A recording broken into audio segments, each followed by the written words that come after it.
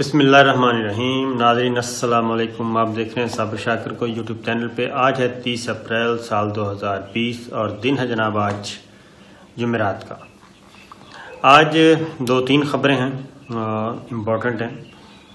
وہ آپ سے شیئر کرتے ہیں جناب۔ کرونا تو چل ہی رہا ہے، لیکن سب سے پہلے ایک اچھی خبر میں آپ سے شیئر کرتا ہوں، کیونکہ بحیثیت مسلمان اور آپ بھی ظاہر ہے بحیثیت مسلمان یہ میرے لیے بہت زبردست خبر ہے، اور لگ مجھے یہ رہا ہے کہ اللہ تعالیٰ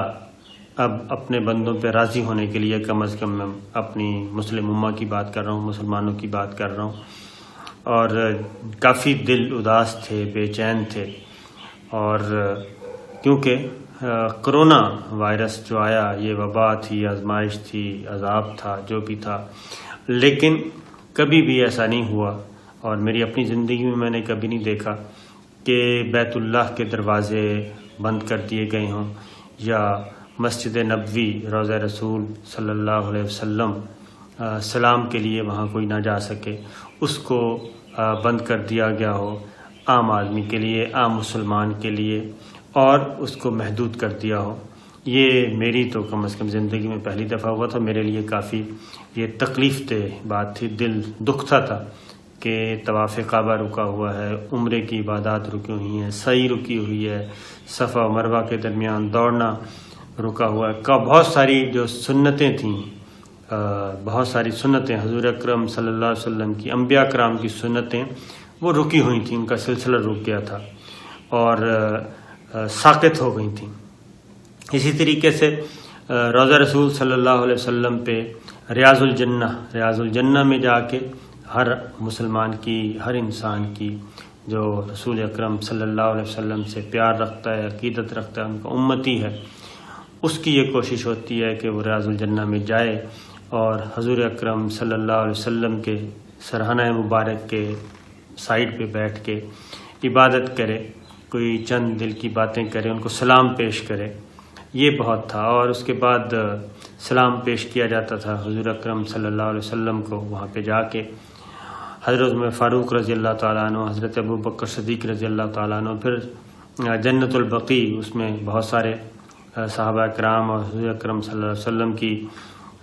اولاد مبارکہ، اور اس کے بعد حضرت عثمان غنی رضی اللہ تعالیٰ عنہ، بہت سارے بے شمار جید صحابہ کرام وہاں پہ تھے، وہاں پہ جا کے ان کو سلام پیش کیا جاتا تھا۔ لیکن یہ سارا سلسلہ کرونا کی وجہ سے رک گیا تھا، اور دل دکھتا تھا، یقیناً آپ سے اسی فورم پہ بات بھی ہوئی،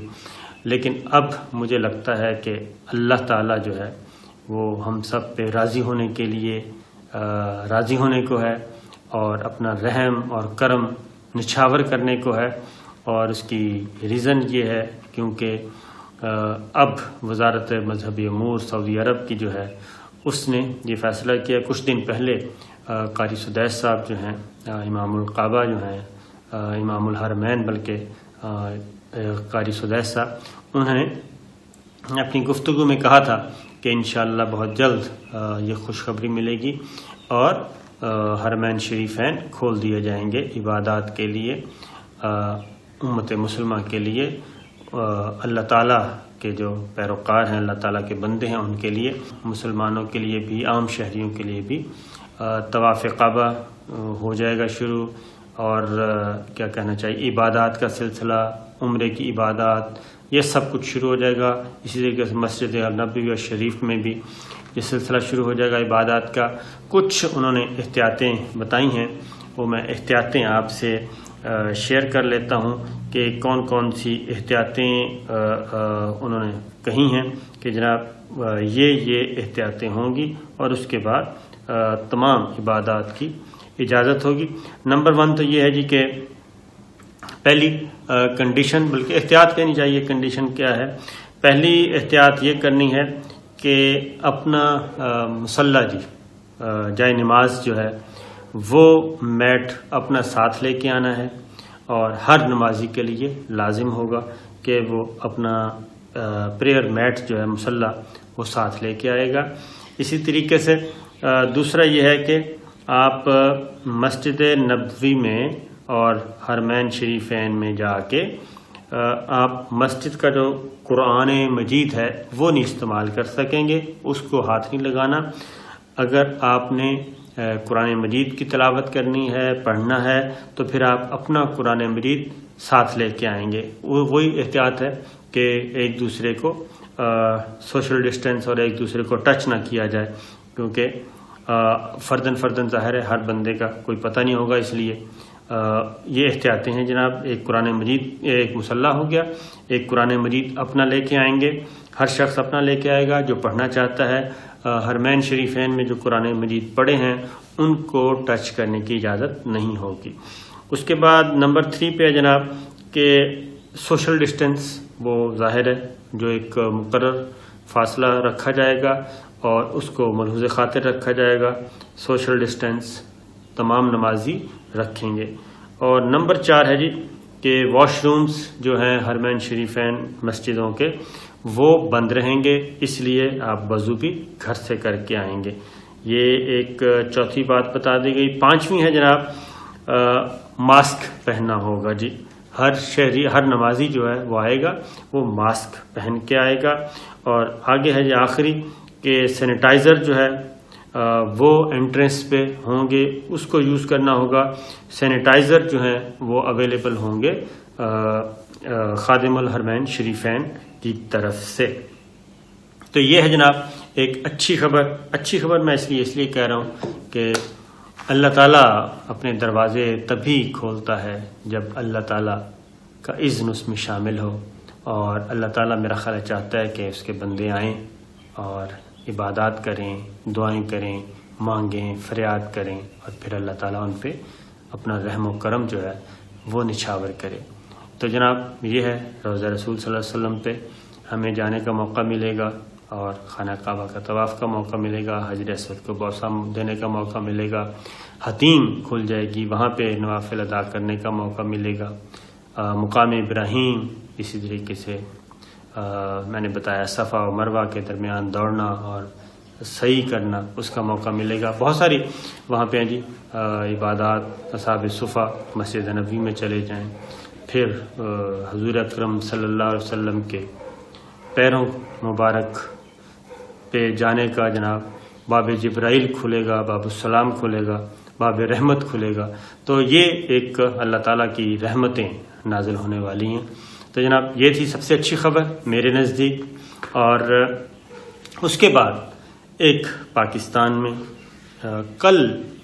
ایک خبر چلی جناب کہ قادیانیوں کو کیا کیا جا رہا ہے، اقلیتی کمیشن کا ممبر بنا دیا گیا ہے۔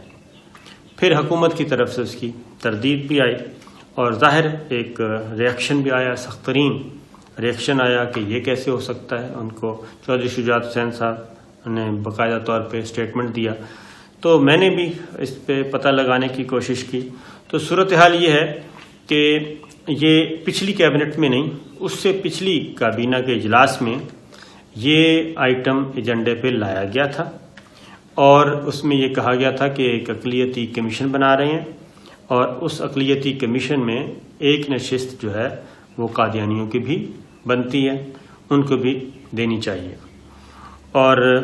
یہ چیز جب کابینہ کے اجلاس میں آئی، اور اس میں پھر وزراء نے اپنے کنسرن شو کیے، مختلف وزراء نے، اور ان کا خیال تھا کہ یہ انتہائی حساس ترین مسئلہ ہے، اور بہت زیادہ مسلمان اور خاص طور پہ مسلم امہ اور خاص طور پہ پاکستان کے مسلمان کے لیے ایک بہت اہم مسئلہ ہے یہ، اور یہ انتہائی حساس مذہبی اور عقیدے کا مسئلہ ہے۔ تو قادیانی جو ہیں وہ تو آئین پاکستان کو تسلیم نہیں کرتے، اور جو آئین پاکستان کے تحت ان کو غیر مسلم قرار دیا گیا ہے وہ اس چیز کو تسلیم نہیں کرتے۔ اور اگر وہ، اور قومی اسمبلی میں ان کی نشست ہے، ذوالفقار علی بھٹو مرحوم نے آفر کی تھی اقلیتی نشست، صوبائی اسمبلی میں آفر کی تھی، تو انہوں نے وہ بھی آج تک اویل نہیں کی۔ لوکل باڈیز کے الیکشن میں سیٹیں ہوتی ہیں اقلیتوں کی، وہ نہیں اویل کرتے، تو وہ تو اس بات کو مانتے ہی نہیں ہیں۔ تو کیا آپ لوگوں نے، یعنی کہ کہا گیا کہ آپ لوگوں نے کیا یہ آپ نے پتہ کر لیا ہے، کیا ان سے آپ نے پوچھا ہے یا یہ ان سے پوچھے بغیر یہ سب کچھ کر رہے ہیں. پھر اقلیتی کمیشن جو بنایا جا رہا تھا اس کی جو حیثیت تھی، اس کا جو ڈھانچہ تھا، ممبرز کتنے ہوں گے، کیسے ہوں گے، اس پہ بھی کابینہ کے ارکان نے کہا کہ ہماری تیاری نہیں ہے، کچھ وزراء نے کہا. اور پھر یہ بھی وزراء نے ڈیمانڈ کی کہ اس طرح کا ایجنڈا جو ہے اگر ہو تو وہ ایک تو کابینہ کا جو ایجنڈا ہے وہ 2 دن پہلے وزراء کو دیا جائے تاکہ وہ بھرپور تیاری کر کے آئیں اور اس کے مطابق اپنا ان پٹ بھی دیں. تو لہٰذا یہ کام سوچ سمجھ کے کرنا چاہیے. اس میں پی ٹی آئی کے بھی وزراء تھے، اس میں اتحادی جماعتوں کے بھی وزراء تھے جنہوں نے اپنا کنسرن شو کیا، جس کے بعد پھر یہ معاملہ ڈیفر کر دیا گیا. اور یہ میں بتا دوں کہ یہ ایشو جو ہے، یہ انیشیٹ جو کی سمری، یہ وزارت مذہبی امور کی طرف سے کی گئی ہے اور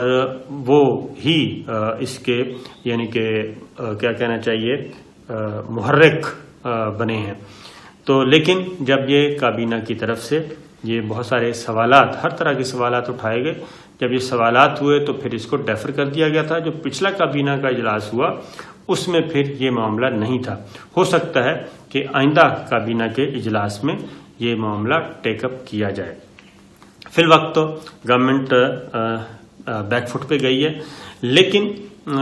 اس پہ پیچھے کیا ہے، ہڈن کیا ہے کیا نہیں ہے، واللہ عالم، اللہ تعالیٰ بہتر جانتے ہیں. لیکن میں یہ ضرور کہوں گا کہ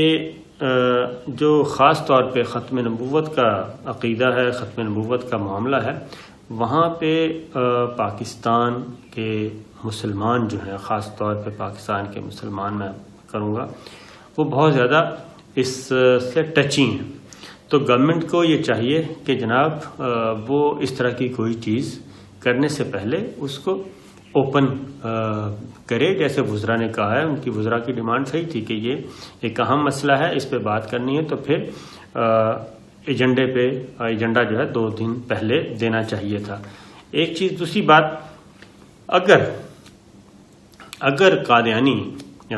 مان لیتے ہیں اور اس کمیشن میں آتے ہیں اور وہ اپنے آپ کو اقلیت مان کے آتے ہیں، تو اس کا تو مطلب یہ ہے کہ پھر انہوں نے قرآن مجید کہہ رہا ہوں، جو پارلیمنٹ میں جو ڈیبیٹ ہوئی تھی اور جو پاکستان کی پارلیمنٹ نے ایک فیصلہ کیا تھا جو 1973 کے آئین میں موجود ہے کہ جناب جو قادیانی ہیں وہ غیر مسلم ہیں اور وہ ان کا مذہب اسلام سے کوئی تعلق نہیں ہے. تو پھر اگر قادیانی اس بات کو مان لیتے ہیں تو اس کا مطلب ہے کہ پھر وہ آئین پاکستان کو تسلیم کر رہے ہیں. لیکن جو میری اطلاعات ہیں اب تک کی، وہ یہ ہے کہ قادیانی شاید اس کو ایکسیپٹ نہ کریں، اور اس لیے گورنمنٹ کو سوچ سمجھ کر یہ قدم اٹھانا چاہیے. کہیں ایسا نہ ہو کہ یہ ان کے گلے پڑ جائے. تو بہتر ہے کہ اس پہ کھلی بحث کروائی جائے تاکہ کوئی ابہام باقی نہ رہے. تو جناب یہ تھیں 2 چیزیں میں نے کہا آپ سے شیئر کر لوں، اور دونوں کا تعلق چونکہ حضور اکرم صلی اللہ علیہ وسلم سے عقیدت اور محبت سے ہے، تو لہٰذا یہ ہیں جناب اب تک کی خبریں. انشاءاللہ پھر ملیں گے. اللہ حافظ.